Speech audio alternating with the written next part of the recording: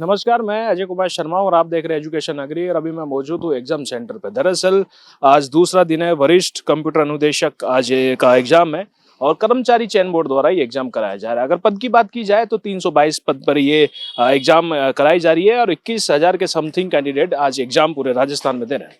जी, आज का कैसा पेपर है? ठीक है, पढ़ के नहीं गए हम तो।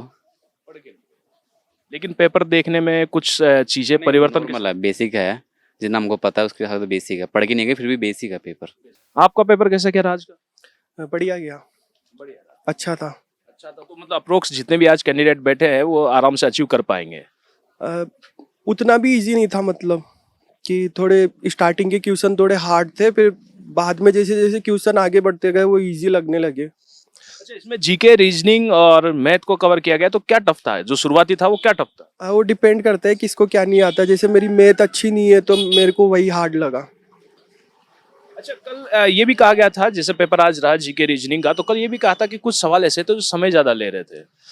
हाँ, आज भी लगा ऐसे। स्टार्टिंग के क्वेश्चन ऐसा था जैसे 1 घंटे में मैं लगभग 35 के लगभग ही कर पाया, फिर बाकी के इजी लगे, बाद के तो कवर हो गया। मैं मतलब 5-6 मिनट पहले ही फ्री हो गया था सभी कंप्लीट करके।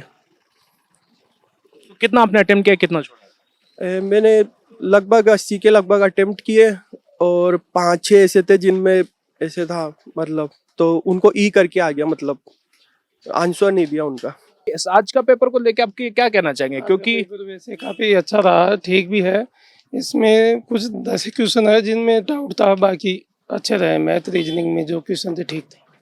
लेकिन एक अभ्यर्थी ने ये कहा कि कुछ सवाल ऐसे थे जो थोड़े से शुरुआत में टफ करते हुए फिर बाद में इजी हुआ। शुरू में वैसे लगा कि लेवल थोड़ा हाई है, लेकिन फिर बाद में जैसे आगे बढ़े ना तो काफी अच्छा था। लेवल ठीक था आज की स्थिति का कल के मुकाबले में।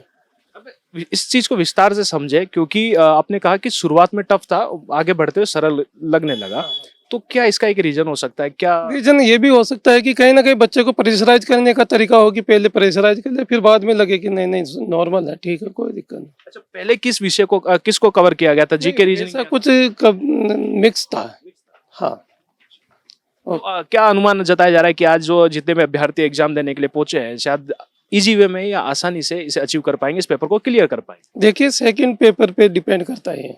फर्स्ट पेपर ठीक जाता ज़्यादातर, लेकिन जैसे सेकंड पेपर अब सब्जेक्ट का होगा उस पर कट ऑफ डिपेंड करेगी। ओके, थैंक जैसे कल का पेपर का आपने सुना होगा कि विषय का, सब्जेक्ट का पेपर की अगर बात की जाए तो अभ्यर्थियों की अलग अलग प्रतिक्रिया आई थी और उन्होंने कहा कि समझ ही नहीं आया करके क्या है। तो क्या कहीं अब भी आज के अभ्यर्थियों में भी कहीं चिंता सता रही है? बिल्कुल, वो चिंता सता रही है और लगता है वो रहने वाली भी है वो चिंता से हम। तो देखा आपने कि अलग अलग पेपर की अलग प्रतिक्रियाएं देखने को मिल रही है और भी अभ्यर्थी यहाँ आ रहे हैं, अंदर से उनसे बातचीत करते हैं और आज का पेपर किस तरह का रहा उनसे सभी पूरी पे विस्तार से बातचीत करते हैं। जी मैम, आज का पेपर कैसा क्या रहा? अच्छा, आज का पेपर किस तरह का रहा मैम? इजी टू मॉडरेट कह सकते हैं। जीके इजी थी और मैथ्स और रीजनिंग थोड़ा लेंदी था। और वैसे ओवरऑल देखा जाए तो इजीली 50 to 60 क्वेश्चन अटेम्प्ट हो रहे थे इजीली, और 40 क्वेश्चन ऐसे थे कि उसमें टाइम लग रहा था, टाइम कंज्यूमिंग था थोड़ा, लेकिन इजीली अटेम्प्ट हो रहे थे क्वेश्चंस। वैसे ठीक था पेपर, कल से काफ़ी बेटर था। कल से बेटर? हाँ, कल से बेटर था। अच्छा, आपने यहाँ टाइमिंग का एक जिक्र किया है कि टाइमिंग को लेके इशू था, लेकिन फिर भी ठीक है आपने कर पाए। तो क्या दिक्कत आ रही थी, क्यों टाइमिंग का इशू लग रहा था? थोड़ा मतलब जो क्वेश्चन थे ना उसमें ट्रिक्स फॉलो नहीं हो रही थी, ऐसे देखते ही क्वेश्चन सॉल्व नहीं हो रहे थे, उनमें थोड़ा लगाना पड़ रहा था टाइम की। हाँ, कितने जल्दी से क्वेश्चन अटेम्प्ट हो नहीं रहा था, टाइम लग रहा था उसमें, ये है टाइम कंज्यूमिंग था।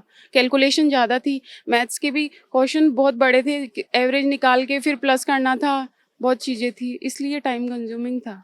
अच्छा, फिर इससे हम अनुमान ये लगा सकते हैं जितने भी अभ्यर्थियों ने आज पेपर दिया है, या वो आराम से इस पेपर को क्लियर कर पाएंगे या फिर कोई अभ्यर्थी इस टाइमिंग को लेके पीछे रहने वाला है? जहाँ देखो अपना अपना पर्सपेक्टिव है। मेरा तो जीके पोर्शन थोड़ा अच्छा था और रीजनिंग भी ठीक था, थोड़ा मैथ्स वीक था, लेकिन फिर भी मैंने इजीली अटेम्प्ट कर लिया। थोड़े बहुत क्वेश्चन रह गए तो उसकी वजह से ऐसा नहीं है कि मेरा क्वालिफाई नहीं हो जाएगा क्वालिफाई तो। हाँ, और इजीली 40 to 50% आ सकते हैं मार्क्स, ऐसा नहीं है। हाँ, 40% क्राइटेरिया। जी, आज का पेपर किस तरह का रहा आपका? सर मैं अदर स्टेट से हूँ तो जीके के मामले में थोड़ा काफ़ी कमज़ोर रहा है, क्योंकि जीके नहीं है हमारी इतनी अच्छी हरियाणा से हूँ।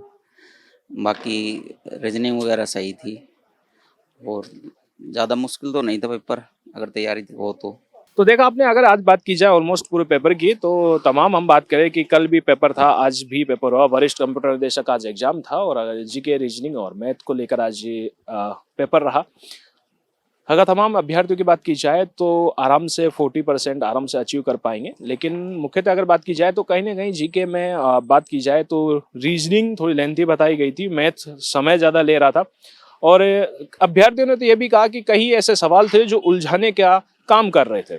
यानी कि शुरुआती पेपर की हम बात की जाए तो शुरुआत पेपर से ही अभ्यर्थी कहीं उलझते हुए नजर आ रहे थे, लेकिन वक्त के साथ साथ उन्होंने सब कुछ सही समय के आधार पर सब कुछ अपना तय कर लिया और सब कंप्लीट कर पाए।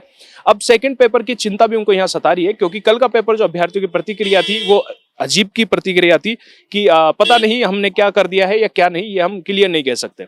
इसी को लेकर उन्होंने विभिन्न प्रतिक्रिया दी और आज भी दूसरे उसमें उनको पता चला है कि दूसरा पेपर जो होने वाला है उसमें भी उनको चिंता सताने लगी। अब दूसरा पेपर होने वाला है, तो अभी पहली पारी कंप्लीट हुई, दूसरी पारी में पता चलेगा अभ्यर्थियों की कट ऑफ क्या रहने वाली है, क्या अनुमान उसमें जताया जा सकता है। फिलहाल बने रहिए एजुकेशन न्यूज पर। नमस्कार।